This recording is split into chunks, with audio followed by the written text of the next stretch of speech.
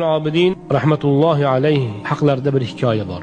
U kishini bir xizmatkor joriyalari bo'lgan ekan. Bir kuni xizmatkor qiz tahoratga suv quyib beryapti.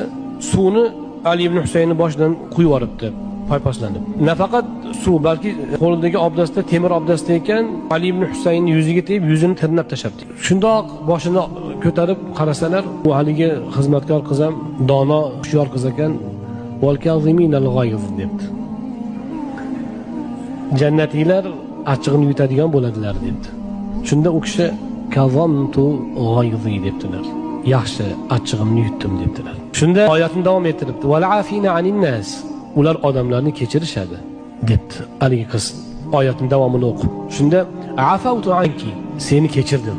Ayol aytibdiki, haligi qiz, vallohu yuhibbul muhsinin, Alloh yaxshilik qiladigan muxlis bandalarni yaxshi ko'radi debdi. Desa, shunda u kishi bor ozodsan degan ekanlar. O'zi vaziyat aksincha bo'lish kerak, jazolash kerak, unga do'q po'pisa qilish kerak. Lekin Qur'on o'qilganda, oyat aytilganda, Allohning amri eslatilganda mu'minlar mana shunaqa bo'ladi. Mana shu oyat karimaga Ali ibn Husayn ana shunday go'zal bir tarzda amal qilgan ekanlar.